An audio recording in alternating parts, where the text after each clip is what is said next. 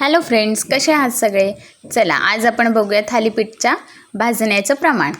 तर त्यासाठी मी 2 पेले तांदूळ घेतलेले आहे, 2 पेले ज्वारी घेतलेली आहे, त्याच्यानंतर 1 पेला हरभरा डाळ घेतलेली आहे, त्यानंतर 1 पेला गहू घेतलेला आहे. सगळं प्रमाण मी एकाच पेल्याने घेत आहे. त्यानंतर अर्धा पेला उडीद डाळ घेतलेली आहे. ह्या सगळ्या डाळी झाल्यानंतर मी 2 ते 3 चमचे मेथी दाणे, 2 ते 3 चमचे जिरे आणि 2 ते 3 चमचे धने असं सगळं सामान घेऊन ते मी छान असं भाजून घेतलेलं आहे.